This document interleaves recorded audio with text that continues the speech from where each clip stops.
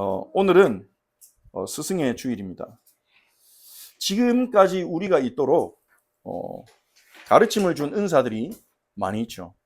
우리가 태어났을 때 부모님을 통해 배웠고, 또 자라나면서 학교에서 또 배웠고, 또 신앙생활하면서 교회에서 목사님과 또 교사와 사역자를 통해 배우고, 그래서 우리가 오늘은 그런 우리에게 가르침을 준 그런 모든 은사들을 생각해보고 감사하는 마음을 한번 가져보는 게 좋을 것 같습니다.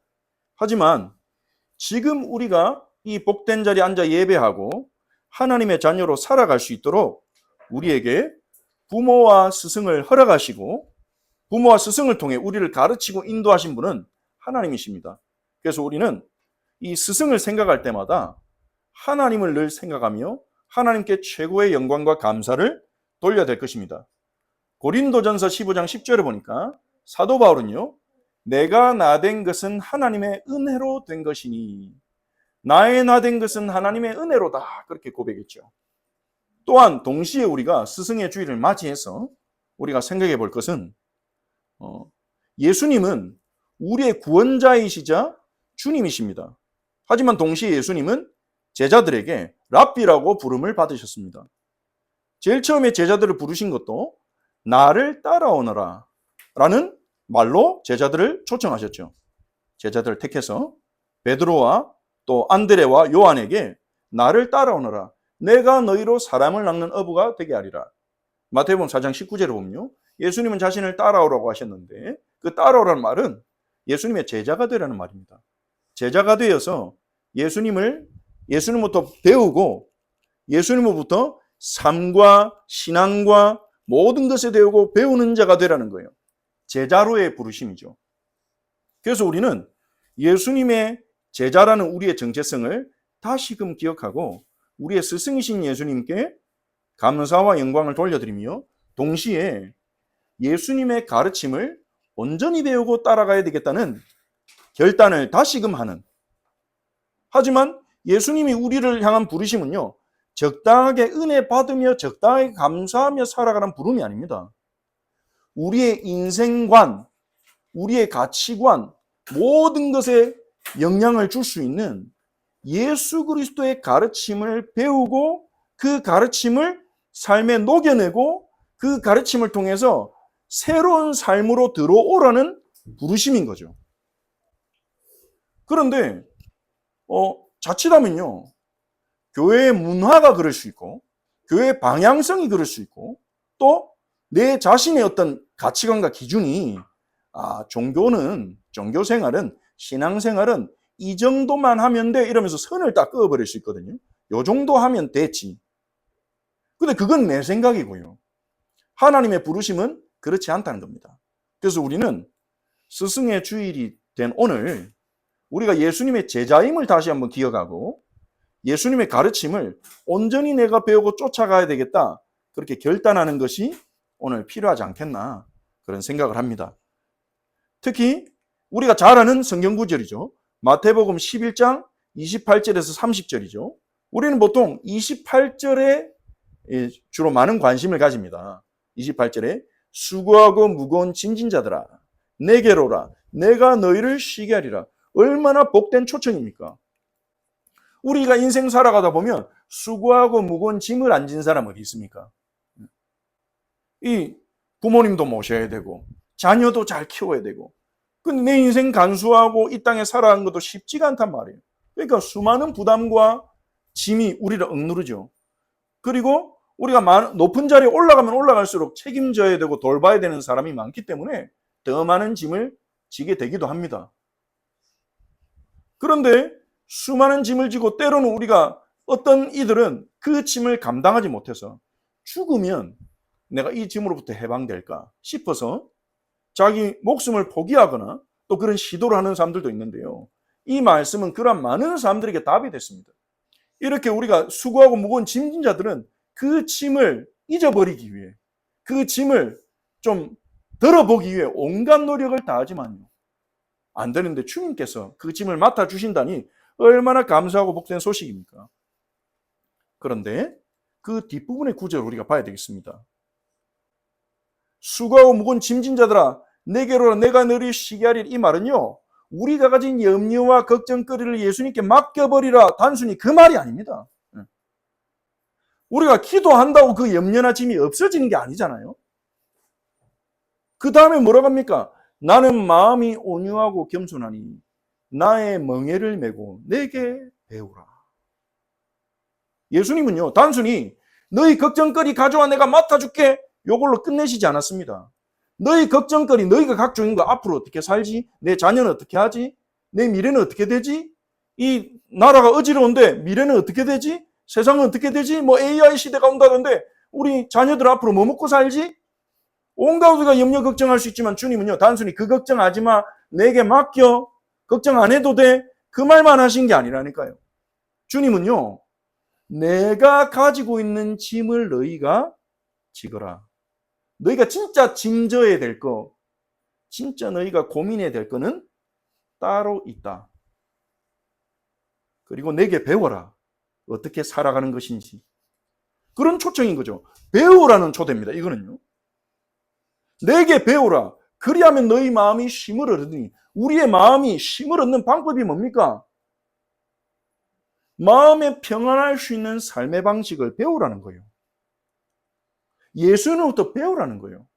예수님부터 배우고 예수님의 가르침을 따라갈 때, 그분의 정신을 따라 살아갈 때 우리의 마음이 비로소 쉼을 얻게 된다는 것입니다. 왜냐하면 우리가 이 땅에서 아무 염려, 고민, 짐을 안 질 수는 없습니다. 하지만 예수님께서 우리가 매기를 원하시는 그 멍에를 맬 때, 즉 예수님의 명령에 따라, 가르침에 따라 살아갈 때 쉽고 가벼운,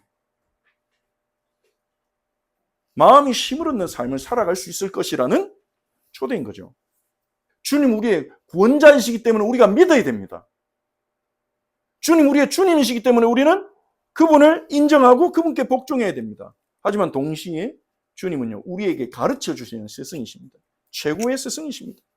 그래서 우리가 마태복음 5장부터 지금 6장을 보고 있는데요. 6장의 마지막 부분이죠. 오늘 우리가 읽은 본문이 5장부터 7장까지는 산상수훈이라 해서 예수님이 가르치신 아주 핵심적인 하나님 나라에 대한 가르침을 마태가 성령의 영감 가운데 모아서 우리에게 전해주는 것입니다. 그걸 우리가 읽고 있죠. 마태복음 5장에서 7장은 예수님의 가르침의 핵심이라 볼 수 있습니다. 그 가운데 우리가 오늘 읽은 본문을요, 생각해 봅시다. 예수님은 오늘 본문에서 우리의 정체성, 우리가 누군지, 그리고 그에 대한 합당한 우선순위에 대해 가르치십니다. 우리가 누군지, 그럼 우리는 뭘 중요하게 우선적으로 여기며 살아야 되는지를 가르쳐 주시는 거죠. 자, 25절을 한번 봅시다. 25절 어떻게 시작합니까? 그러므로라는 접속사죠. 자, 여러분, 그러므로라는 말이 나오면 앞의 내용하고 이어진다는 거잖아요. 앞의 내용의 결론이라는 거잖아요. 앞의 내용이 뭡니까? 산상수훈 전체라고도 볼 수 있고요. 5장부터 6장까지 좁게 보면 지난 시간에, 지난주에 우리가 나눈 말씀 19절부터 24절이라고 볼 수 있습니다. 19절부터 24절. 19절부터 24절의 내용이 뭐였습니까? 19절, 20절에 예수님께서 말씀하십니다. 제자들에게, 우리에게. 땅에다가 보화를 쌓아놓지 마라. 땅에다가 너희의 재물을 쌓아놓지 마라. 그것은 좀이나 동록이 갉아먹을 수 있고, 좀이나 동록은 곤충이죠. 도둑이 훔쳐갈 수 있다. 우리가 땅에다가 쌓아놓는 재물은, 우리가 이 땅을 위해서 투자하는 것들은 언제든지 망가지고 망쳐질 수 있다는 거죠. 누군가가 해칠 수 있다는 겁니다. 하늘에다가 보화를 쌓아둬라. 하늘에는 좀이나 동록이 없고 도둑도 들지 못하느니라. 무엇을 말하는 겁니까? 방향을 말하는 거죠. 우선순위를 말하는 거죠. 하나님, 하늘에다가 투자해라. 하늘에다가 우리가 어떻게 투자합니까? 하나님 아버지의 말씀에 따라 우리가 살아가는 만큼 하나님께 상급을 받는다는 그 의미가 담겨 있는 거죠. 아버지의 뜻에 따라 살아가는 것이 우리의 제자들이 투자해야 될 1순위라는 겁니다. 우리의 시간과 우리의 물질을 투자할 때 제1순위로 고려해야 될 것이 하나님 아버지의 말씀과 하나님 아버지의 뜻과 원리에 따라 살아가는 것이라는 겁니다. 그건 아무도 못 뺏어가거든요. 우리가 하나님을 기쁘시게 하기 위해서 예배하기 어려운데도 나와서 예배하고, 우리가 주님의 말씀에 순종하기 위해서 내가 미운데, 저 사람이 미운데 아직 주님이 원수도 사랑해라 했으니까 그 사람 위해서 기도해주고, 나를 박해했는데 나를 힘들게 하는 사람인데 그래도 저 사람이 하나님 만나서 온전하게 될 수 있도록 기도해주고, 그런 작은 순종들 있잖아요. 작은 순종들. 그거 하나하나를 사람은 모르지만 사람들은 안 알아줘요. 볼 수도 없고. 사람은 우리의 행동을 보고 외모를 보잖아요. 근데 주님은 그거 하나하나를 아시고 기억하신다는 것입니다. 그러면서 예수님이 예로 드신 게 있죠. 너희 눈이 성하면, 너희 눈이 건강하면, 너희 눈이 온전하고, 그 온전하면 이 말이, 성하면이란 말이 헬라어 단어 원어를 보면 한 방향에 단순한 이런 뜻이라 했죠. 너희 눈이 단순하고 한 방향을 향하면, 제자가 바라봐야 될 한 방향이 어디겠습니까? 하늘 아버지죠. 우리의 눈이 하늘 아버지를 바라보고 그 하늘 아버지를 신뢰하고 믿고 의지하고 있으면 온몸이 밝을 것이요, 우리의 삶 전체가 빛 가운데 있는 것입니다. 하지만 눈이 악하면, 악한 눈은 질투하는 눈, 흘겨보는 눈, 시기하는 눈, 탐내는 눈이 악한 눈입니다. 그 악한 눈은 눈에서 시작됩니까? 아니죠. 마음에서 나오는 거죠. 우리의 만족하지 못하는 마음, 남과 비교하는 마음, 불안한 마음, 염려하는 마음, 좌절한 마음에서 삐뚤어진 눈이 나오는 것입니다. 우리의 마음이 하늘 아버지로 인해서 평안하고 만족하고 있으면 우리의 눈은요, 성한 눈이 될 것입니다. 하지만 우리의 마음에 하나님의 은혜가 없고 불안하고 염려와 다른 사람에 대한 시기 질투와 탐심이 있다면 우리의 눈은 악하게 될 것입니다. 그러면 온몸도 어두워질 것이다. 그러면서 예수님 말씀하시죠. 너희에게 있는 빛이 어두우면 얼마나 그 어둠이 다하겠냐. 이 말은 무슨 말입니까? 빛을 받은 제자인 너희들마저도, 하나님의 자녀인 우리마저도 눈이 어두워가지고 탐심을 위해, 욕심을 위해, 더 많이 갖기 위해 몸부림치며 살아가고 있으면 이 세상에 빛이 어디 있냐? 얼마나 어둡겠냐? 그 말씀이죠. 그러면서 예수님이 또 다른 예로 드신 게 뭡니까? 사람이 두 주인을 섬길 수 없다. 어떻게 두 명의 주인을 섬기겠냐? 한 명의 주인의 말을 따르다 보면 다른 주인을 거스르게 되는데 돈과 하나님을 섬길 수가 없다. 그 말은 예수님 말씀에 전제되는 게요, 돈이 하나님처럼 섬김의 대상이 될 수 있고 된다는 거죠. 그렇게 예수님 말씀하셔놓고, 그러므로 오늘 말씀에 그러므로 목숨을 위하여 무엇을 먹을까, 무엇을 마실까, 몸을 위하여 무엇을 입을까 염려하지 마라. 너희 목숨이 음식보다 귀중하지 않냐? 너희 몸이 의복보다 귀중하지 않냐? 이렇게 말씀하십니다. 우리 목숨을 유지하기 위해서는 음식이 필요합니다. 그러니까 먹고 사는 게요, 중요한 문제입니다. 그러다 보니까 어떻게 됩니까? 우리가 목숨이 소중해서 시작하는 건데, 내 목숨을 우리가 유지하기 위해서는 음식이 필요하고 돈도 필요하고 내 몸을 보호하기 위해서는 옷도 필요하고, 예수님이 음식과 의복 두 가지만 얘기했지만 사실 필요한 게 많잖아요. 인간다운 삶다운 삶을 살기 위해서는 필요한 게 많잖아요. 그러다 보니 돈이 중요합니다. 그냥 돈이 있어야 음식도 옷도 구할 수 있잖아요. 그래서 우리는 돈을 벌고 또 돈을 모아야 돼요. 앞으로 어떻게 될지 모르잖아요. 나이가 들어서 일을 할 수 없는 날이 또 올 수도 있고, 또 나나 내 자녀에게 어떤 일이 생길지 모르니까, 어려운 일이 생기니까 우리는 열심히 돈을 모으고 재테크도 해야 됩니다. 대책이 필요합니다.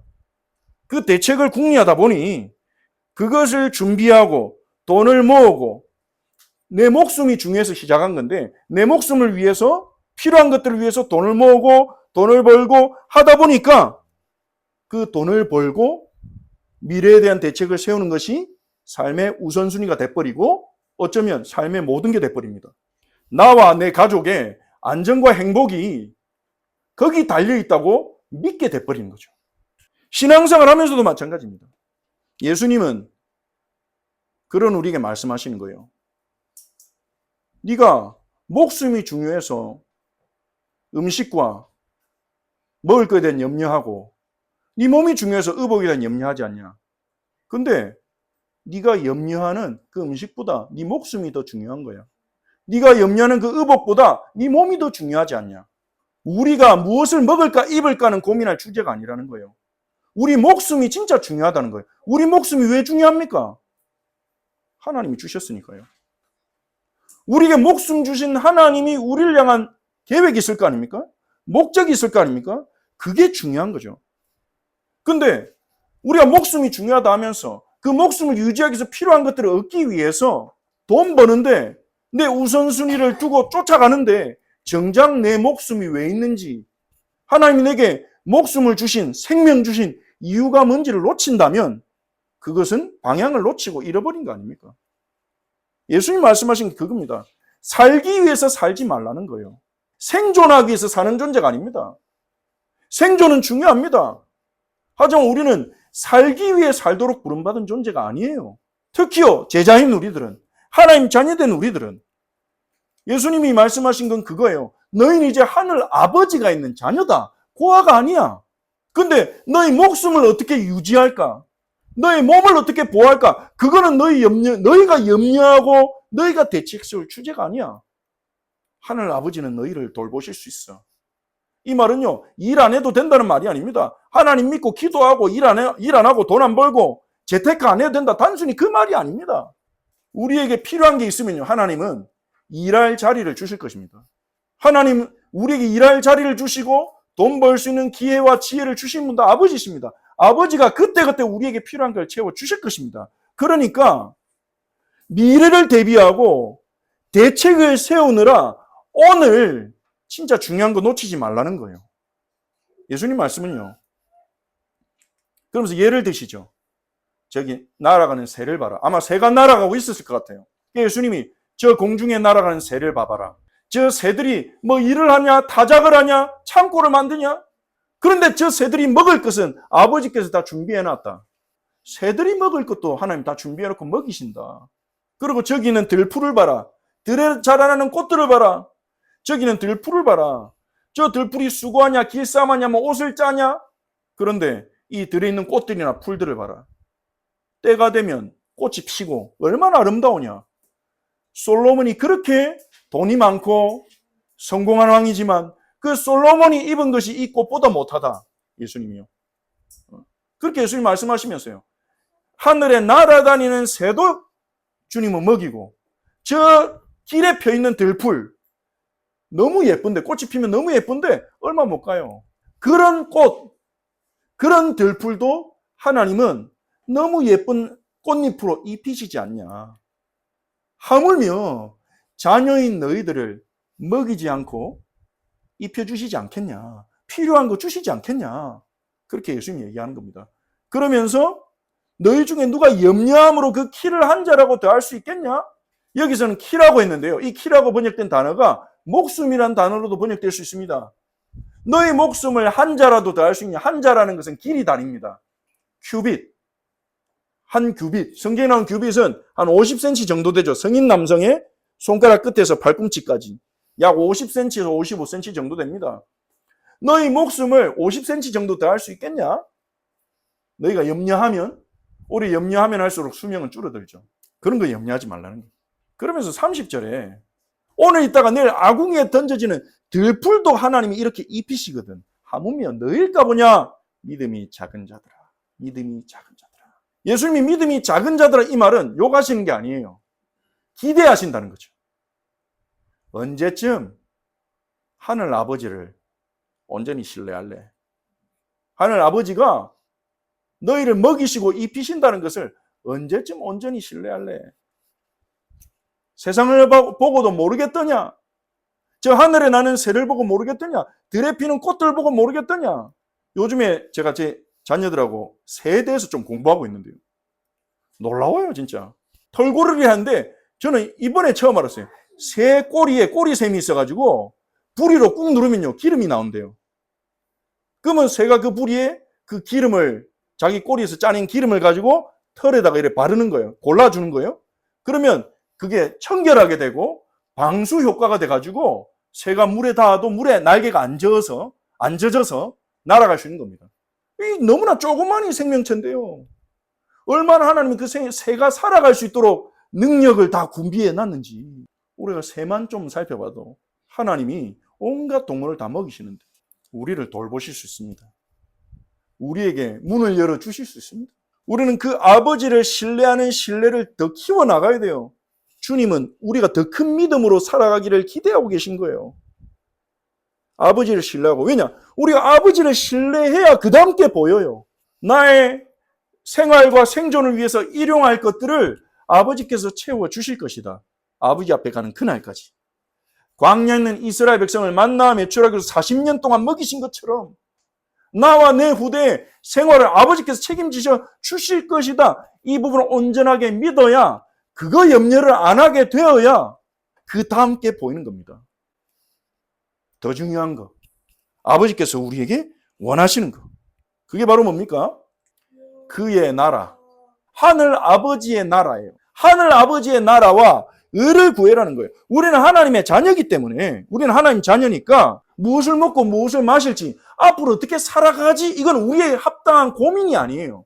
우리의 염려거리가 아니라는 거예요. 물론 우리가 기도하면서 무슨 일을 하고, 다음 세대들은 공부하면서 달란트를 발견해서 내가 앞으로 무슨 일을 하고 어떻게 이 사회를 섬기고 어떻게 하나님을 섬길까 고민하면서 자기 진로와 직업을 생각해야 됩니다. 그걸 하지 말라는 말이 아닙니다. 어떠한 상황에서도 하늘 아버지는 내 생계를 책임지시고 내가 일할 수 있는 기회를 주실 것이고 내게 일용할 양식을 주실 것이라는 것을 믿고 먼저 해야 될 게 있다는 거예요. 우선순위가 있다는 겁니다. 먼저 아버지의 나라를 보는 것. 우리의 생각에 아버지의 뜻을 찾고 채우는 거예요. 먼저. 예수님은 그게 먼저라고 말씀입니다. 그게 첫 번째로 가십니다. 우리가 하늘 아버지를 신뢰할 때 이걸 먼저 할 수 있게 돼요. 먼저 하나님의 나라와 그의 의를 구하는 자에게는 필요한 모든 것을 더하여 주시겠다고 약속했어요. 자, 그러면 먼저 그의 나라와 그의 의를 구하는 게 뭘까요? 단순히 전도와 선교를 먼저 구하라는 걸까요? 그런데 그렇게 해석해버리면 그 앞에 예수님의 가르침과 아무 상관이 없잖아요. 먼저 하나님 나라와 의를 구하는 것은 예수님이 5장부터 말씀하신 그 가르침과 연결되어야 되지 않겠습니까? 그리고 예수님은 말씀하십니다. 내일 일을 위하여 염려하지 마라. 미래를 걱정하지 말라는 거예요. 내일 일은 내일이 염려할 것이요. 이 말은 무슨 말입니까?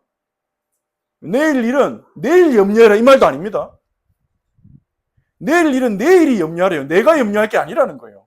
내일은 하나님께서 통치하시고 주관하시는 내일에게 맡기라는 거예요. 내일에는 내일의 은혜가 있을 거니까, 내일에는 내일의 응답과 인도하심이 있을 거니까 그거는 맡겨버리라 하나님께. 한날의 괴로움은 그날로 족하니라. 하지만 주님은 우리에게 착각하게 하지도 않습니다. 우리가 하늘 아버지를 믿고 먼저 하나님 나라와 의를 구하는 삶은 아무 근심 걱정 없고 자존심도 안 상하고 고난도 없는 삶이 아니라는 거예요. 괴로움이란 단어를 씁니다. 그날의 괴로움은 그날로 족하니라. 우리가 하나님을 의지하고 주님을 따라한 길에는 늘 행복하고 늘 즐겁고 그렇진 않다는 거예요. 괴로움이 있어요. 사람들로부터 오해받기도 하고 사람들로부터 조롱받기도 하고 그리고 오직 경제만을 중심으로 살아가는 믿지 않는 자들에 비하면 경제적으로 누리는 부분이 적을 가능성이 높죠. 그러면 적기도 하고 그러다 보니 좀 자존심 상할 때가 생길 수도 있고 하지만 그래도 하나님 자녀로 우리를 부르신 부르심의 이유에 따라 살아가라고 주님 말씀하십니다. 하지만 주님은 우리에게 필요한 것을 다 공급하고 더하여 주시겠다고 약속하시는 거예요. 자, 그러면 하나님 나라와 의를 구하는 삶이 어떤 것일까요? 우리를 하나님 자녀로 부르신 그 부르심의 이유가 뭘까요? 그게 마태복음 5장부터 앞장에서 나온 부분에 나와 있습니다. 다시 한번 정리를 해드리자면 마태복음 5장에서 예수님 산상수훈에서 예수님이 처음으로 꺼내신 얘기가 뭡니까? 마태가 처음 등장시킨 얘기가 뭡니까? 팔복입니다. 무엇이 복된 삶인가요? 기준을 바꾸라는 겁니다. 무엇이 행복이냐? 심령이 가난한 자는 복이 있나니, 그 복이 있는 자는 헬라어로 마카리오스, 행복하다, 행복한 이런 뜻입니다. 심령이 가난한 자가 행복하다, 애통하는 자가 행복하다. 우리가 생각하는 행복의 기준과 상당히 다르죠. 왜 심령이 가난한 자가 행복합니까? 왜 애통한 자가 행복합니까? 심령이 가난하고 고통당하는 자들은요, 마음이 깨어진 자들이에요. 하나님 나라를 얻기 위해서는요, 마음이 깨어져 봐야 돼요. 마음이 깨어져야 돼요. 마음이 깨진다는 말은 뭡니까? 자신감이 깨지고, 내가 노력하면 뭐든지 할 수 있어. 내가 하면 안 되는 거 없어. 이런 자신감이, 교만이 깨지고 무너져 내리고, 내 힘으로는 절대 안 되는 것이 있다는 것을 발견해야 되거든요. 그런 사람이 심령이 가난한 자예요. 그런 사람이 애통하는 자예요. 의에 줄이고 목마른 자예요. 왜 세상에는 정의가 이루어지지 않냐? 그 고통 속에서 울부짖는 자가 의에 줄이고 목마른 자죠. 마음이 깨어져야 예수님을 바라봅니다. 마음이 깨어지지 않은 자는 예수님에 대해서 들어도 훌륭한 분이네, 좋은 분이네, 나에게 필요한 구세주로 붙들지 않습니다. 마음이 깨어져야요, 그제서야 비로소 자기 안에 있는 어둠과 죄와 비참을 보게 되는 거죠. 그래야 예수님을 참되게 알 수 있고 그분을 믿음으로 구원받을 수 있기 때문입니다. 예수님은 그게 복이라는 거예요. 심령이 가난한 것 자체가 복이 아니라 심령이 가난한 자가 예수님 믿으면 천국을 소유하니까 그게 행복한 거라는 거예요. 그게 더 행복한 거라는 거예요. 심령이 아주 프라이드가 가득 차가지고 내가 하니까 안 된 게 없어. 나는 공부하면 수석하고 내가 사업했더니 전부 성공하고, 사람들은요 그런 사람이 복받았다 생각합니다. 와, 행복하겠구나. 사법고시, 행정고시, 외무고시 다 합격하고 이러면서 와, 천재다, 대단하다, 저 사람 행복하겠구나. 근데 예수님은 그게 아니라는 거예요. 마음이 깨지고 그 가운데서 구세주 예수를 만난 자가 행복한 자다. 왜냐? 그 사람은 영원한 하나님 나라를 소유했기 때문에. 지금 애통하는 자, 마음이 고통스러운 자, 그 고통 속에서 자기 한계를 인정하고 예수님을 만난 자는 주님으로부터 위로를 받게 될 거예요. 팔복이 말한 건 그겁니다. 행복의 기준을 바꿔라. 하나님의 나라와 의는요, 우리가 이 땅에서 얼마나 잘 살고 재밌게 살고 얼마나 힘이 세지고 거기 있지 않습니다. 하나님의 의는요, 이 땅에서 우리가 예수 믿는 겁니다. 예수님 만나는 겁니다. 그래서 영원한 하나님 나라를 얻고 누리는 것입니다. 그리고 5장 7절부터 12절은 예수님의 성품을 닮아가는 것을 얘기하십니다. 긍휼히 여기는 자는 복이 있나니, 마음이 청결한 자는 복이 있나니. 마음이 청결하다는 것은 마음이 두 갈래로 갈라지지 않고 눈이 성하다는 말과 같이 보시면 됩니다. 한 방향, 주님만 사랑하고 주님만 의지하고, 그게 마음이 청결한 자죠. 그 사람은 주님을 볼 것이다. 화평케 하는 자, 의를 위하여 박해를 받는 자, 이것은 예수님의 성품입니다.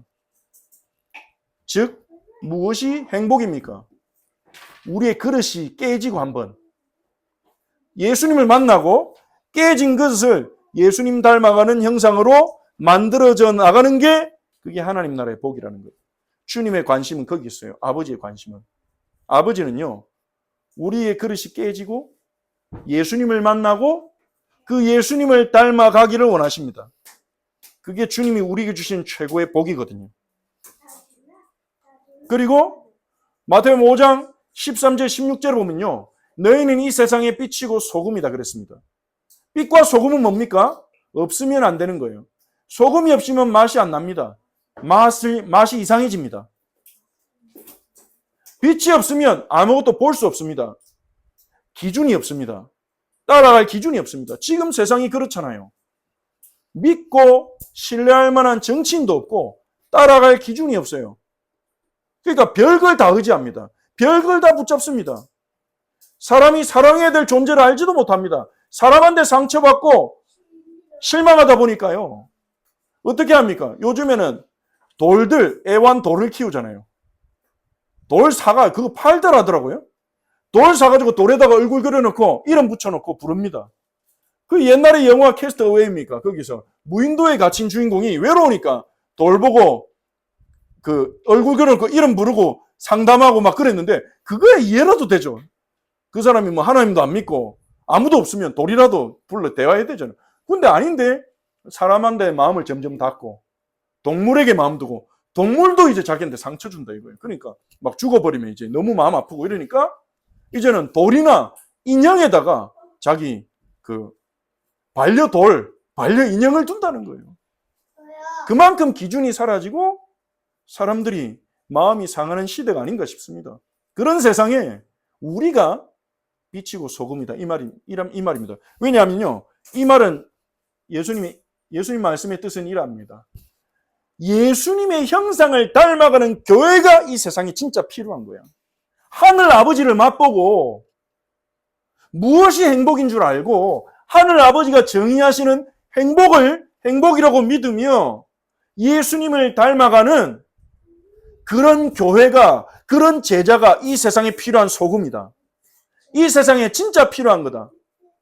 사람들마다 이 세상에 필요한 사람이 어떤 사람이냐? 정의가 다를 수 있겠죠. 근데 하나님의 주 예수님의 정의는 그럽니다. 이 세상에 필요한 사람은 하늘 아버지 알고 하나님 나라라는 영적 세계, 진정한 세계가 있다는 걸 알고 그걸 하늘 아버지께 자기 염려를 맡기고 예수 그리스도를 닮아가는 그런 사람이 이 세상에 필요하다. 그 사람이 이 세상에 맛을 내고 그 사람이 이 세상에 빛이 되어 사람들을 인도하는 것이다.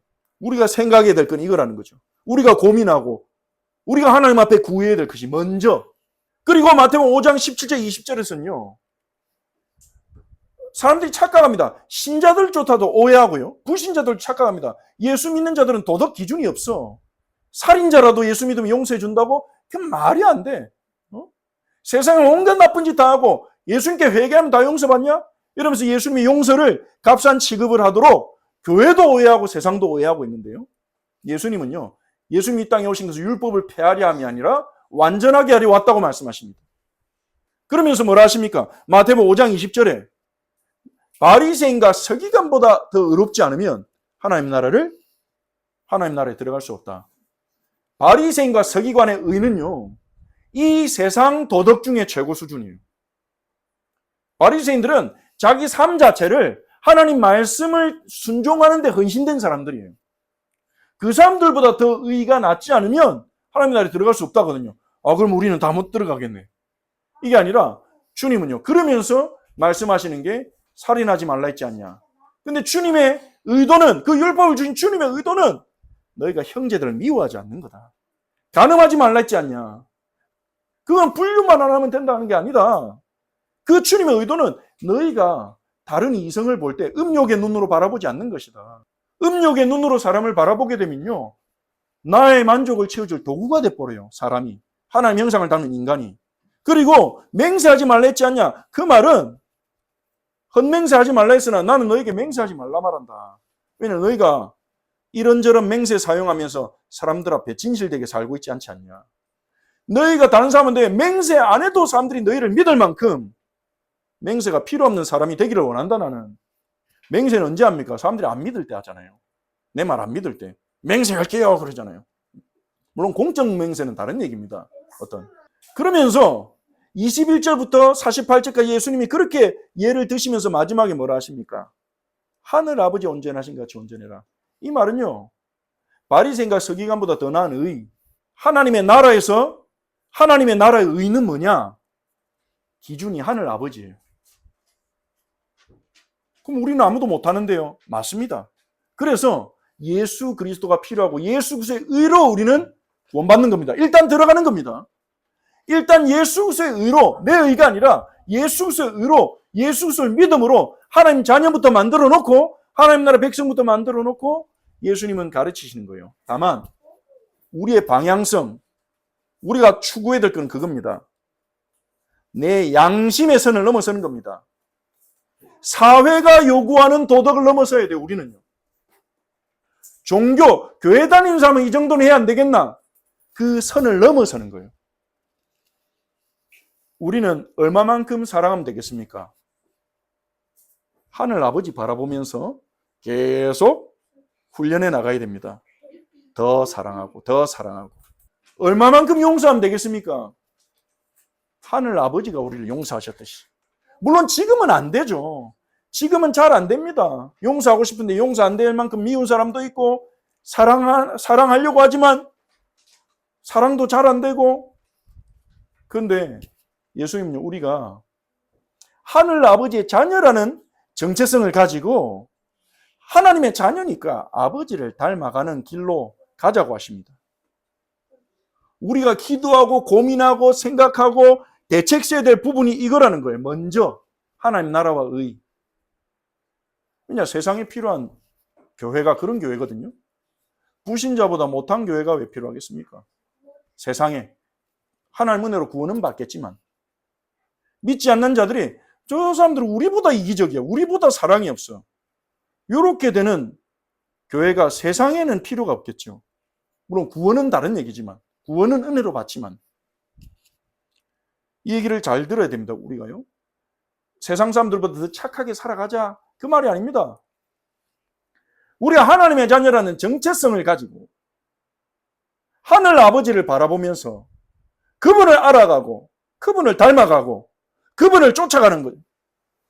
그러면 그분의 생명이, 그분의 성령이 우리를 변화시켜서 어제보다 오늘 더 사랑하고 어제보다 오늘 더 용서하고 사랑할 수 있는 실력을, 용서할 수 있는 힘을 우리 안에 만들어 주실 것입니다. 성령께서 열매 맺게 하실 것입니다. 성령의 열매. 성령께서 우리 안에 맺어 주실 열매는 갈라디아서 5장 21, 23절에 나오죠. 9가지. 사랑, 기쁨, 오래 참음, 인내, 자비, 양선. 그 전부 성품에 대한 겁니다. 예수님의 성품.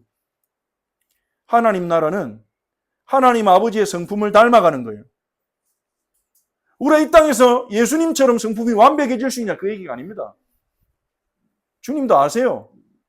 다만 우리는 그것을 우리의 가슴에 우선순위로 두는 겁니다.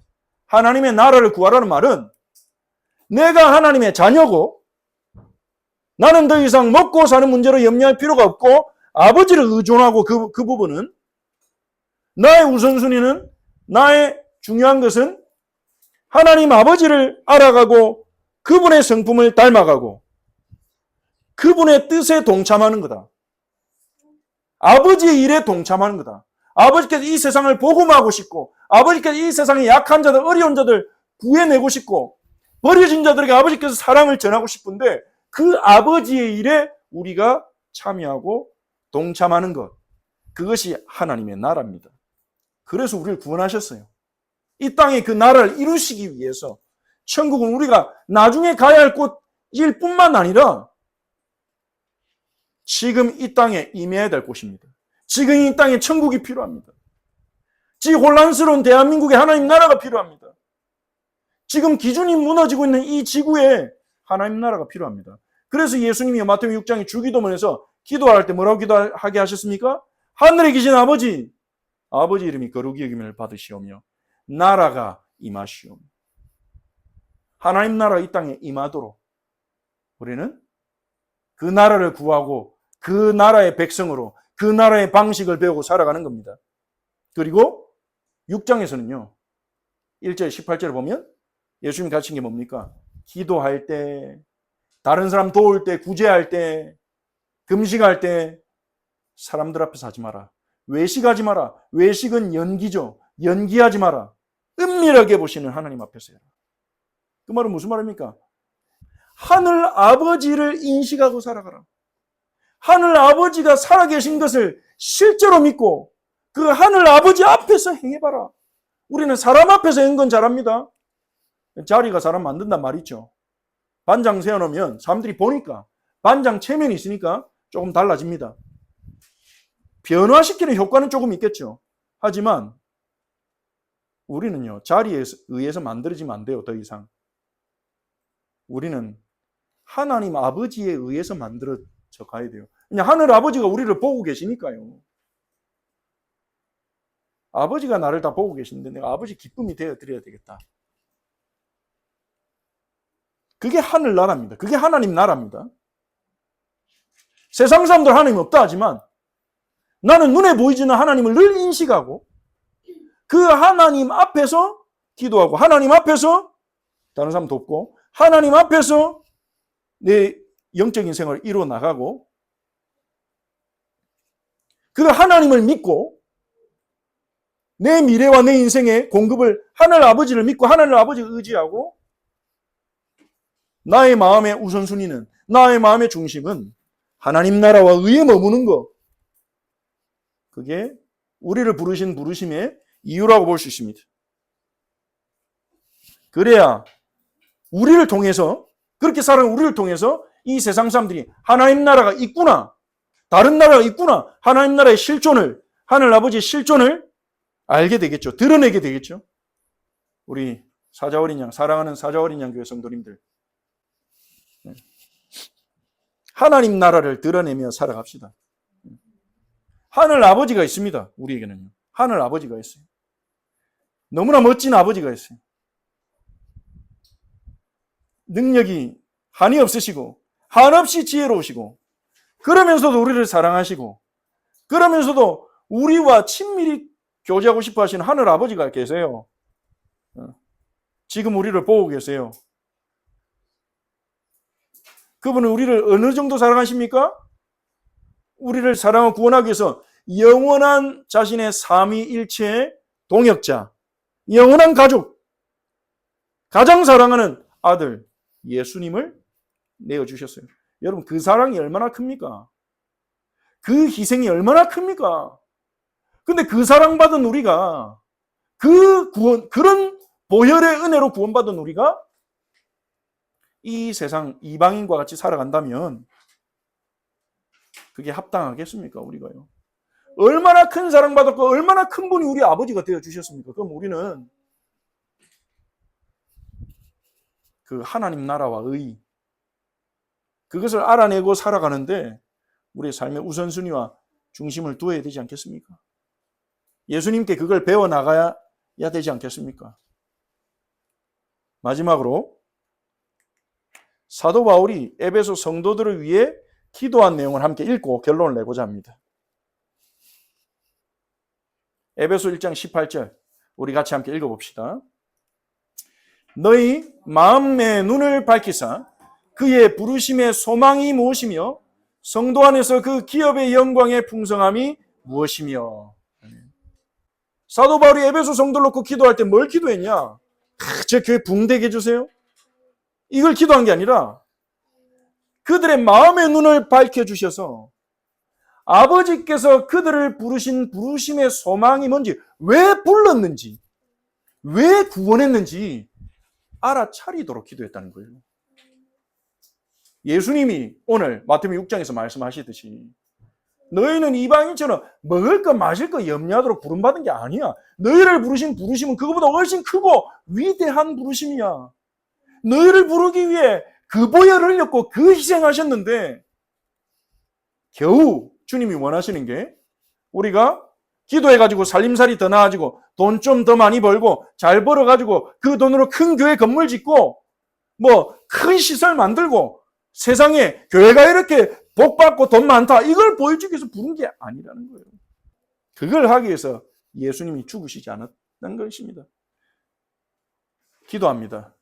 하나님께서 우리의 마음의 눈을 밝혀주셔서 부르심의 소망 이유를 명확히 보게 해주시기를, 그게 우리의 마음에 담기기를, 그래서 먼저 하나님 나라와 의를 구하는 삶이 되기를 기도합니다.